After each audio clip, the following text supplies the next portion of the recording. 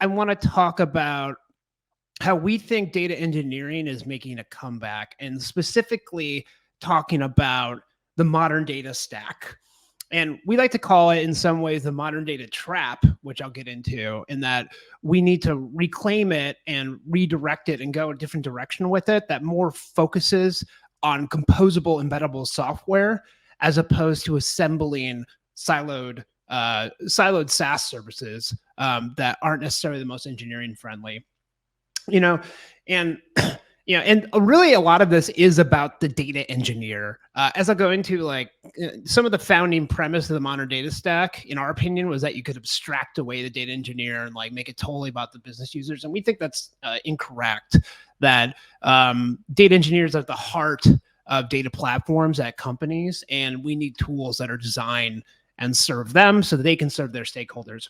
So before we get into all of this, I think we need to answer a critical question, which is, what is the modern data stack? I've heard it described in various ways. Some people think it's just a vibe, right? I once was talking to Ben Stansel, and he's one of the founders of Mode Analytics, and he was saying that, no, actually what it is any tool that is released on Product Hunt. So it's kind of like modern hipster data tools. And we think that's actually kind of unfair to the modern data stack. I don't view it as a vibe or an emotional state. It's actually a well-defined thing, defined by the vendors themselves. And Fivetran, which is a awesome ingestion tool, they are one of the leading companies in the modern data stack, and they released a blog post a couple of years ago that defined it pretty precisely.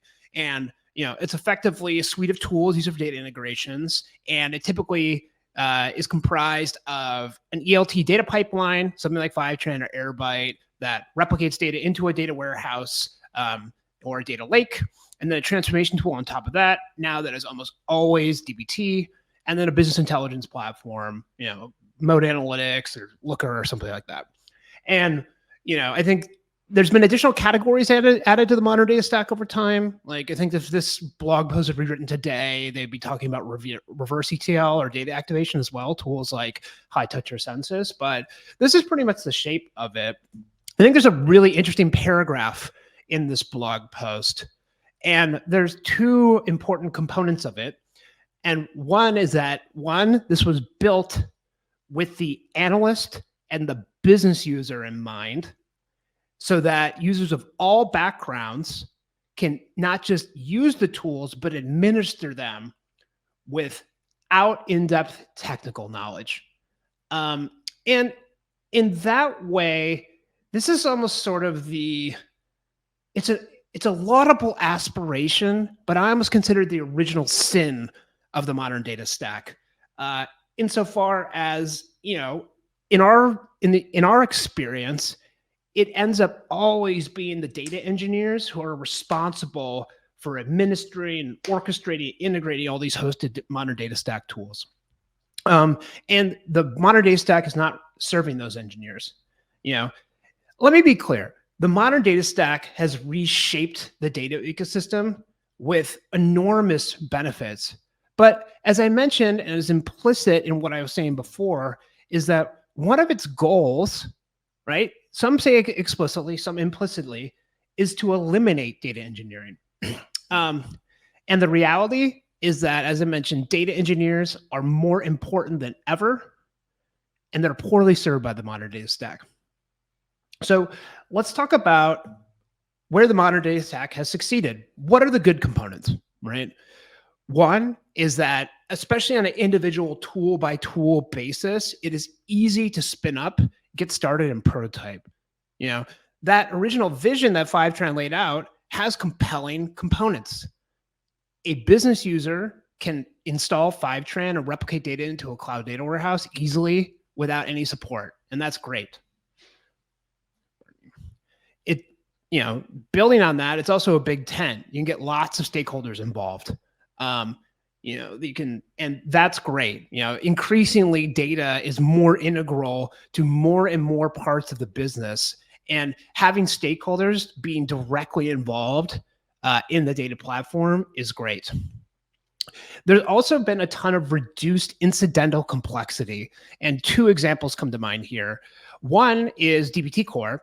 So prior to DBT, you know, at nearly or at many data platforms at scale, it was up to an intrepid data engineer to kind of hook together a templating system so that people could write SQL statements and kind of auto-generate a DAG over them. You kind of see lots of variants of this. DBT core, if in effect, kind of saw that pattern, productized it, made a standard on top of it, an entire platform. And that was like an extremely positive development for everyone. It reduced a ton of incidental complexity that was embedded in various platforms. Similarly, the data movement tools, Fivetran, Airbyte, it's a similar thing. Prior to those tools, people would have to like stitch together some like custom Python scripts and super error prone. And instead, they just captured a ton of incidental complexity, especially when you're talking about ETLing data from the long tail of SaaS services. So that has been great. And then cloud nativity. That is really important. People now from inception to IPO are building on cloud technologies, and you have tools that are designed to be cloud native. That means there's reduced fixed costs, there's better developer experience. I don't need to persuade anyone that cloud native really has a better developer experience. So that's been great. So I just talked about all the great stuff in the modern data stack, but I'm also claiming that the modern data stack is not serving data engineers in complex data platforms. So where does this fall apart? So I'm going to go over these quickly and then dig into them. So one, it presumes heterogeneous storage and compute. A single data warehouse at the center of the business. It ends up where there's too many operational silos, where you have a bunch of tools that are in parallel that are kind of doing the same thing. That's a problem. It ends up being too expensive when you are deploying a large number of SaaS services. It can just get too costly and both in terms of raw dollars, but also in terms of vendor management and the way those vendors interact. And they very quickly in these tools, especially when you're trying to adapt it to complex use cases, it quickly descends into chaos. And then there's poor automation, flexibility, and composability in the modern data stack. So let's go into these in details. So presumes homogeneous storage and compute. This really speaks deeply to us. I'll quote one of my favorite tweets from Data Twitter. I think this was in 2022, but it says that the live every MDS architecture diagrams, there's a single warehouse at the center of the business. We likewise have almost never seen such an architecture. Nearly all of our big customers and users, at a minimum, for example, use both Snowflake and Databricks or another Spark solution. And that is just the beginning of the story. Once you are talking about complex organizations that make independent buying decisions, you have a very heterogeneous storage layer. And then people are also increasingly wanting to be able to shift around compute because of cost pressures from the data warehouses. So, heterogeneous. We don't think homogeneous storage and compute is the future, and therefore you can't rely on tools that presume a monolithic data warehouse going forward. There's too many disconnected tools. One of the favorite things in a data presentation is slap up one of these market maps to prove the kaleidoscope of tools that are out there and how complicated it is. This is a market map from the folks at FirstMark, but this is true that there's just tons and tons of tools out there, and it's extremely complicated to assemble these into a coherent platform, especially when they're SaaS services, right? It's too expensive. Every year it comes around, you have a bunch of hosted tools, and budget planning comes around. You've increased your consumption, their prices go up, and so on and so forth. And when you're kind of talking about having a dozen, 2 dozen of these tools, it becomes untenable, both in terms of the actual dollars and cents here, but also just the overhead of managing all those vendors. So expensive means a couple different things here. And then, things to send into chaos. When we're talking about the stack where, simply just, analysts have installed ETL plus DBT Cloud, plus a BI tool, you end up needing to do much more complicated things than building some pristine DBT models. You end up really actually wanting to have a more fully featured software engineering stack in order to have a full lifecycle in place with unit tests and automation across your entire system, it just really ends up falling apart pretty quickly. And there's also poor automation, flexibility, and composability. Many of these hosted SaaS services were not built API first. They were built as GUI tools for business users. And if they have APIs at all, they're often an afterthought. And what that means is that you are left, as an engineer, you do not want to be manually pointing and clicking in a tool as part of an engineering process. It's just not the way that we want that to work. Every time you make a change, you want it to be subject to a CI/CD process so that you know that you're not going to break stuff before you merge, right? The notion of pointing and clicking to change a production system rightfully instigates terror in the hearts of data engineers. And what you really want to be able to do is automate things and configure things with code, right? We want to use infrastructure as code. We want parameterized stuff in code. And we really deeply believe in that. And, all change management in a data platform at any real scale or any real complexity should be subject to a software engineering process. So let's go through what a typical platform looks like here. Excuse me one second. We have, so what does this look like in reality? You have modern data stack tools. You have maybe a couple ingest tools. We find it very common that actually people don't end up just with one. Some of these ingest tools are better at one thing than another. Some cost more than another. You want to shift stuff around. Like we've actually, I think, gone through nearly all the, just in our internal platform running our cloud product, we've gone through nearly all the different SaaS tools. So a lot of this talk is from deep personal experience, not just what we've seen with our customers.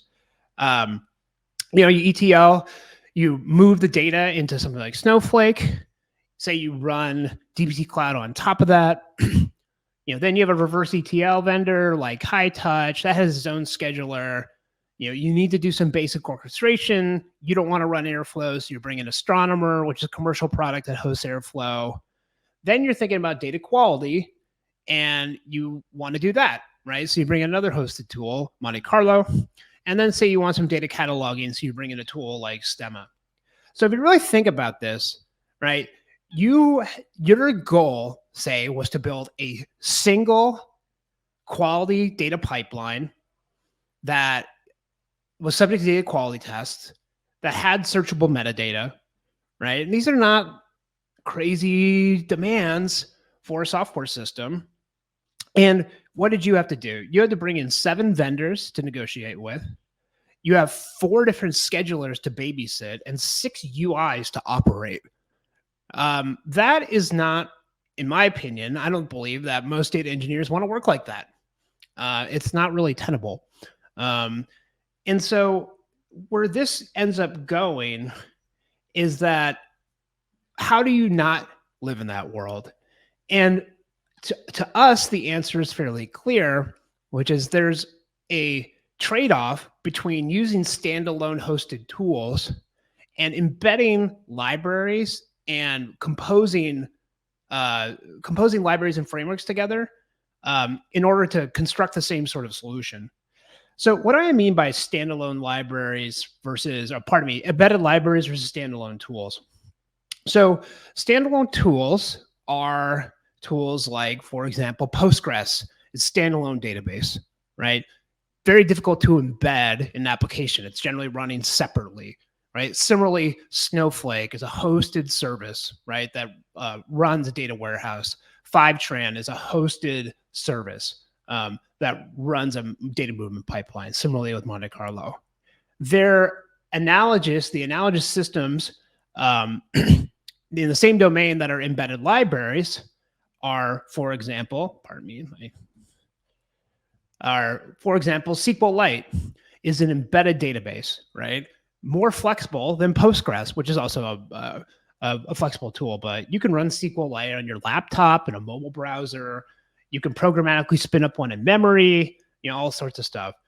The equivalent, and I think this is the example that really speaks to the heart of data engineers who have used that tool is DuckDb. DuckDB is an embedded OLAP database, an embeddable data warehouse.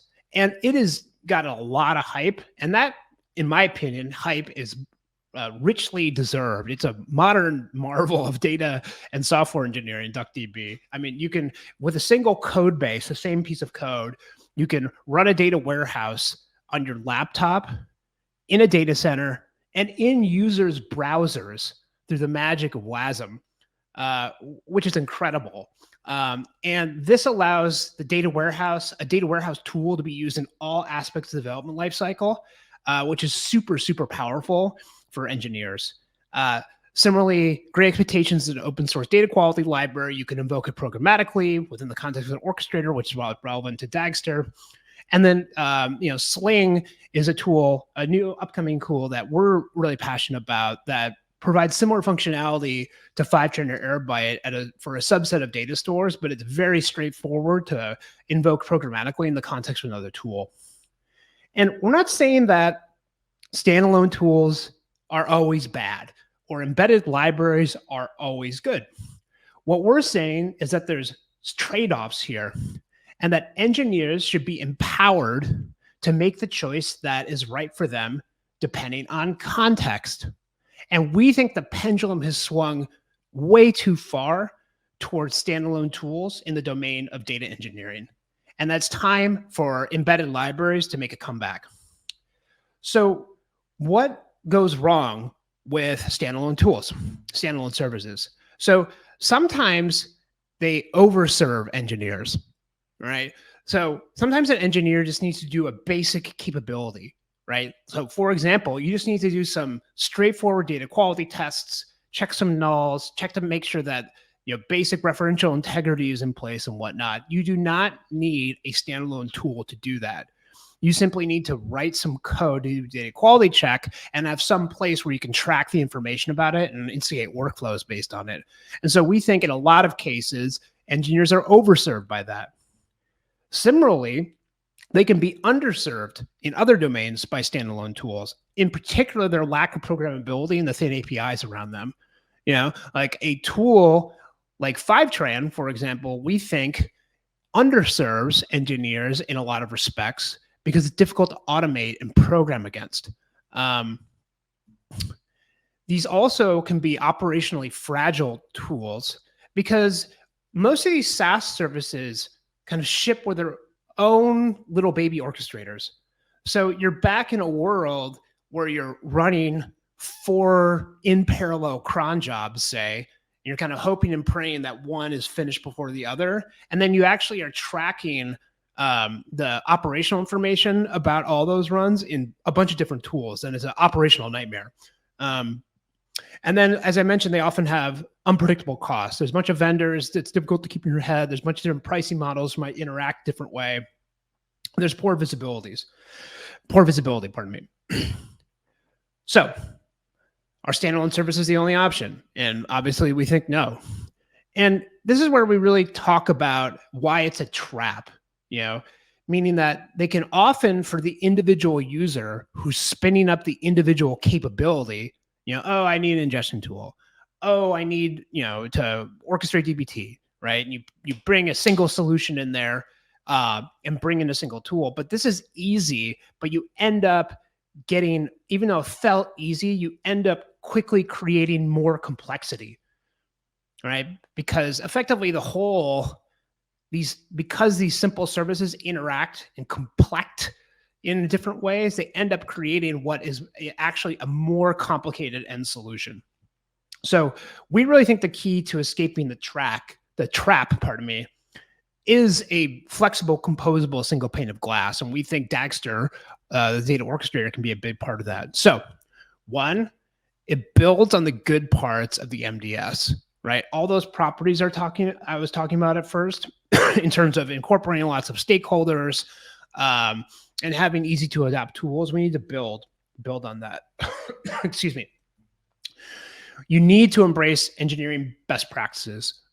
We live in a complex world, a demanding world, and a world where data needs to inform all decision-making, both human and automated. And because of that complex, demanding world that is, with data as a ubiquitous decision-making driver, our data platforms have thus become more demanding and more complicated. And the only way that I know how to control complexity in software engineering is by embracing engineering best practices, CI/CD, testability, and so forth.